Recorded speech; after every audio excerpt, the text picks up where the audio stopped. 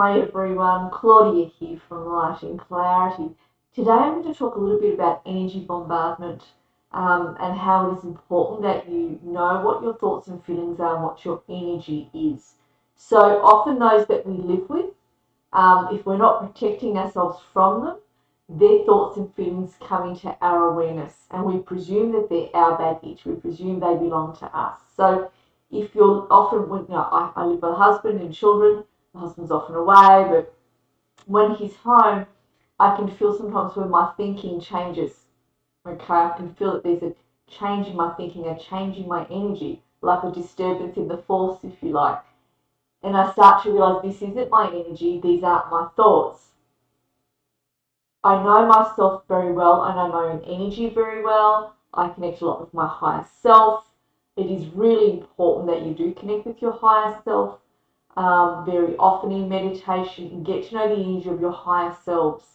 I can't say that enough, but when I feel that energy coming in, be it from my husband or from the kids, because I live with them, I have to clear my own energy, okay, and bring some protection around myself because I do not need to carry extra baggage.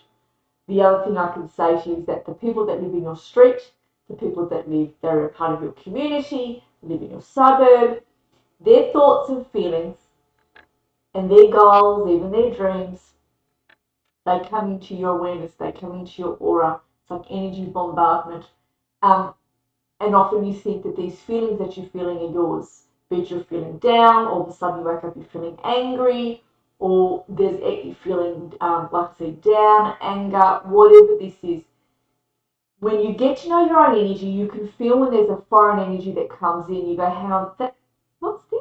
That isn't mine. No, that's not my thinking. Why is this coming in? So, as I said, those who live in the street, community, suburb, their thoughts and feelings can come into your auras and even their goals and dreams. So, I always make sure that I clear myself once a day if I can. As I'm lying in bed, I'll call upon Archangel Michael and I'll do a very fast mini clearing. And I ask him to come in and to clear my aura and my chakras and any of my thoughts and feelings that do not belong to me. I ask they be returned to that person. I ask they be cleared or taken to the light that have come in that day. I say, Archangel Michael of the light, please come in. I ask to please clear my aura and my chakras from any negative energies, entities or influences, anything I may have picked up today from going to the shops, anyone who's decided to follow me home, any soul beings who are not past the light.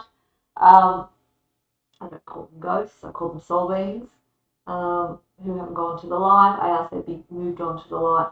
And I ask that any thoughts and feelings that do not belong to me be removed from me as well and sent on to the light. So those thoughts and feelings can pertain to the family members I live with. Those thoughts and feelings can pertain to the neighbours down the road, people in my street or my community. The way in which it's important to have a strong aura. So a strong aura is really making sure you're grounded every day, is making sure that you're connected to your own energy, that you are clearing yourself once a day, so of an evening, just simple as that. It needs to be more in depth than that, but I do it as a fast tool lying in bed before when I turn the lights out. I take a breath and I do it for 2 minutes and I just let Archangel Michael take what needs to be taken. So the other thing is this, it's like when you leave the house you feel a certain way and you come home and you feel completely different. So that's being an empath. You're taking on the energies of others. And I'm quite empathic. In fact, I'm too empathic. I think a lot of us are. Most of you watching this are quite empathic as well. So I always ask before I leave the house that Archangel Michael places his white capsule of light over me, his purple pyramid of light to come down over me, and his dark blue cloak of light to come down over me. Yeah, zipped up to my chin, pulled down over my third eye. I ask that I'm protected from any negative energies, entities or influences to 100%, and thoughts and feelings that do not belong to me, from anyone taking my energy as well. If you're in a setting where you feel someone's taking your energy, and you're sitting there and you're beginning to feel drained, fold your arms over your solar plexus and turn your body away from them. It's the best you can do. The other thing I want to say to you is sometimes when we go out and we come home, we may have picked up a lost soul. Yeah. that lost soul can sometimes block certain chakras. And sometimes you think, I don't know why I'm feeling off. I don't know why this is occurring right now. And it's often because of that. I had an instance where one day I was sitting here at the computer. I'd gone to the shops that day, nothing unusual, and I was sitting here, and somebody was kissed me on the lips. And I went, oh, thought, who's this? And then I realised very fast, what is this? Then I realised very fast I had a male that had attached himself to me who was about 26 years old, quite strongly built, and decided I was the new love of his life. And I couldn't shift him. I can shift him for clients, but to shift him from me was very difficult. And I had to call in assistance, the way of friends who are psychic clairvoyants, and they were able to move him. Now, I watched while Archangel Michael came in with extra angels, and they took him, and he was kicking and screaming when they took him. He did not want to leave me. And I said to him, listen, love, you cannot stay with me. You have passed. You must go to the light. I cannot do anything for you. I just feel so incredibly sorry. To me, people who go on these haunted house tours, what a load of nonsense. What are you doing? There are souls that may attach themselves to you and come home with you, and these people need help who are in there. They need to be taken onto the light. I find it incredibly sad. Some people don't want to go to the light. Some people are, for some reason, are afraid of going to get back into the heavens or choose not to. I don't know why. They cannot always see the light. Whatever this is about, whatever the reasons are out of those, you do not go on these sort of tours. If anything, these poor souls need to be taken to the light. I know I've done that many times in house clearings for people, taken souls onto the light, or removed souls from other people that attach themselves. And I've had friends remove them from me. Sometimes I've not been able to shift them. And I know I'm off because I can feel there's a blockage around the chakras. There's something there. My emotions are changing because I'm taking on their emotions of that lost soul sometimes as well. So we were talking about protection. One of the biggest protections you can place around yourself as well is just the white light. The white light is God. It represents everything that is good. It protects you on all levels of your energy, spiritual level of your energy, soul level of your energy, is a part of you, and it protects you on, in other words, it protects you on every energetic level when you place the white light of God around you. You can also place a bright blue light as well. So I'm just reading this. This protects you from the thoughts and feelings of others, which I mentioned earlier in the video. So the bright light. So the bright light starts off, so it protects you from their fears, their feelings towards you, their jealousy, psychic attack from others, quite basically is what it is. So you surround yourself from the sixth layer of your aura, coming into your first layer of your aura. So we've got about, some of us have got up to 10 layers of our aura. Those who have got a 10th layer find it very difficult to be here on Earth. I know I'm deviating, I'm saying a lot of things today. Those who have got a 10th layer are quite close to God, and often if people are quite affected, spirit scales back the aura. On average, everyone's got about 7 layers. I will talk about the aura in the next talk, what the different layers are. That would be helpful. I must write that down, so I'll do that for you all. I'll write that down now. Alright, so we'll do that next week. So a bright blue light going from your 6th layer, just do it with the intention, coming into your 1st layer to protect you. Alright, your 1st layer is your astral layer. What's in your astral layer manifests over 14 days as well. That's what they say.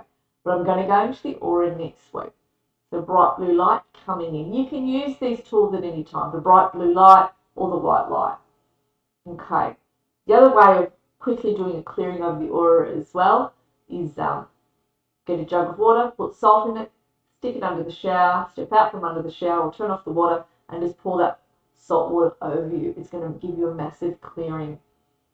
As well, if you're really not great, run a bath, 10 drops of pure essential lavender oil, half a cup of salt, Epsom salts or table salt or rock salt, and a quarter of a cup of apple cider vinegar. Go all the way under. It's really going to clear you. If you live near the beach, go all the way under the water. That salt water is going to clear your chakras and help to assist with the aura as well. So you'll feel a difference. You'll feel a difference. What else can I give you? You can place silver around your aura as well to protect your psychic abilities. For those of us who are psychic or clairvoyant, intuitive, you can all do this because you're all intuitive. You wouldn't watch me if you weren't. For those of you who think you are not intuitive, you wouldn't watch me if you weren't. I can tell you now. All of you are able to do what I can do. Maybe not to the same extent, but pretty much you can. You all have an ability. I can see all your guides that surround each of you as I sit here. I can see there are some tall archangels around. Those of you who are drawn to watching this video, especially Archangel Michael, and I'm seeing Archangel Gabriel as well, surrounding you. So it's really lovely to see them. I'm just sitting here, they're just all coming into me as well. I'm not passing on any messages randomly. I need to know who people are. But yeah, so that's something I wanted to say today. One of the other things I wanted to talk about, so I will talk about the different layers of the aura next week. That's a good talk. That's a good talk. I was saying to you the other week, one of the things I would say to you is when you pick a reader that can teach you something. All right, forget the smoking mirrors. You pick a reader that can teach you something. All right, not someone who's perhaps promoting smoking mirrors. Anyway, I can work. Being a clairvoyant, being psychic, being shamanic, whatever words, whatever we all are, there's different types of us with different abilities. It is a spiritual gift. It is nothing that is spooky. It comes from God, and everybody ought to be coming from God when they're doing a reading, a healing, or running any courses. I come from God in all that I do, and everyone ought to do that. It is not about something that about magic spells or anything like that. It is about coming from God. It is a pure gift that comes from God for all of us. It depends how you choose to use it. So pick a reader that can teach you something. It doesn't have to be me, it can be someone else. But make sure when you do pick someone to give you a reading, make sure there's someone that are a self-help reader, similar to myself, yeah? That can teach you something. I had clients numerously come to me time and time again, including friends who are mentors to me as well in what they do in their spiritual work, in their clairvoyant work, who will have a reading with someone and go, oh my goodness. And I'll be like, all right, let me have a look. I get really cross with readers who leave their clients with this hanging question, with a hanging awful question that isn't very nice, that really keeps those people lingering to make them come back. That's not what this is. You're there to help people. We are here to help people. We are not here to scare the living daylights out of people. And time again, I've had to look through that reader's eyes to see what they were looking at for my client or for my friend to see what's going on. And then I go, okay, I can see what they're saying. And then I go beyond that. I look further down and I say, what is the life lesson here? What do we need to do here to put this person on a higher timeline to change this? The spirit will come in and assist. So be discerning on who gives you a reading. I've said it before, be discerning who gives you a healing as well. I don't just have a healing with anybody, I can assure you. Nobody touches my energy, just not just anyone. I'm very discerning with who gives me a healing. I go to the same people each time because you've got to be careful with that too.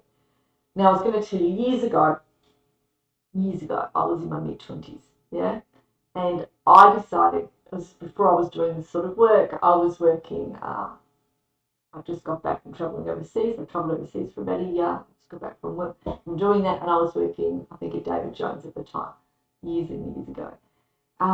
Needed some fast moolah, so that was good. So anyway, so I was working for DJs, and I thought, I knew I had an ability, but I didn't do anything with it. I just used it for me as I needed it.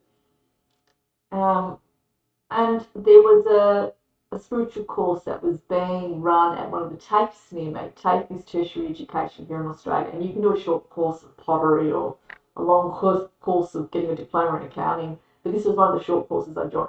And it was a spiritual course, and the lady running the course was whatever she deemed herself to be. It was so many years ago, and she just said she was a clairvoyant or a psychic, one of those, and she was a card reader. All right, so I went in and I sat in her 4-week course.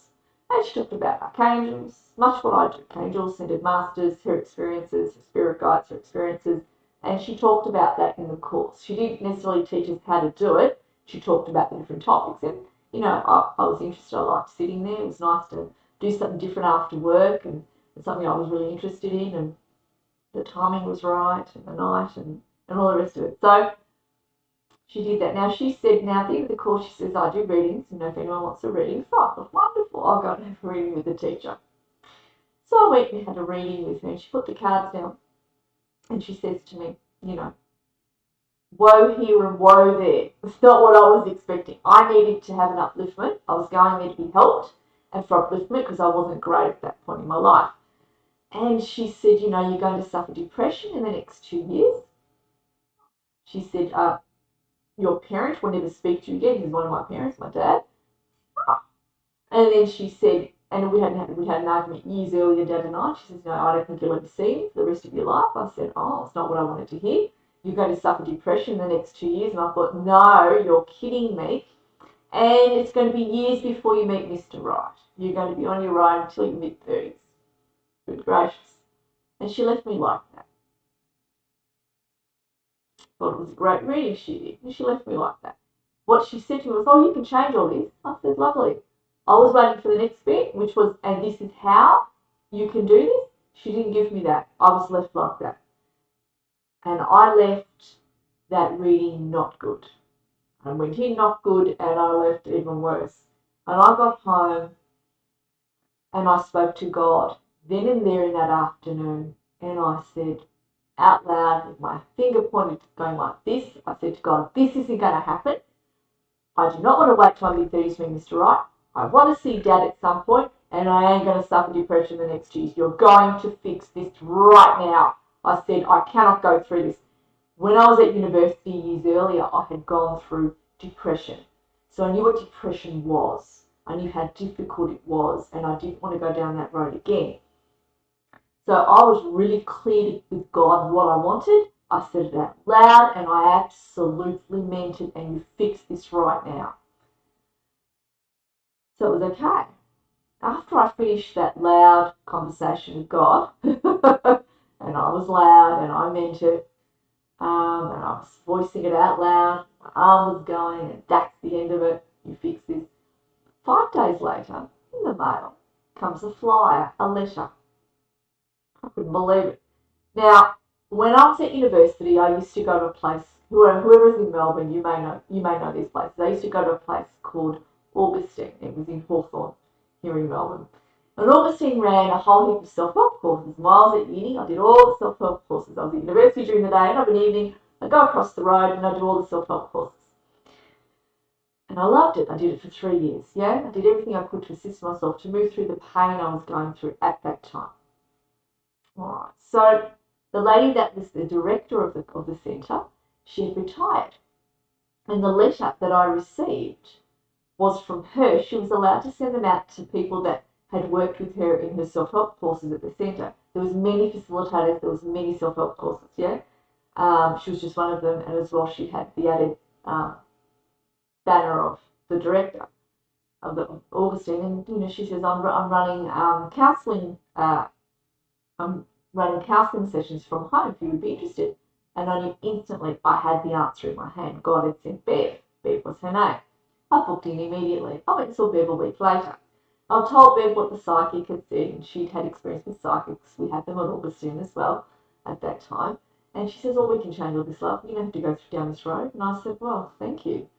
And we had more of a chat that day, and I was going to go and see her each week. Now, after that first session, I went home, and I was in the bathroom. Being a clairvoyant, I see pictures as well. So they showed me a vision. My guides showed me a vision. They showed me a little tugboat. I was the tugboat going this way, and all of a sudden it went that way.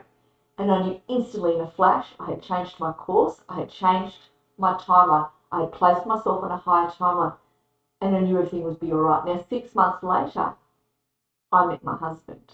I didn't meet him in my 30s. I met him 6 months later. And I never went through depression. And I do see my father today for different reasons. Yeah, I'm able to see him when we communicate, and it's all great. So what she said was the road I was traveling down at that point. She wasn't wrong because I was not great in my energy. I was traveling down that timeline. I needed to uplift my energy. I needed to change the timeline.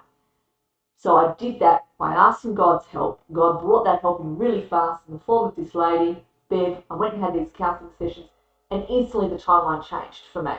And I could see that. The way in which I work with clients is the same deal.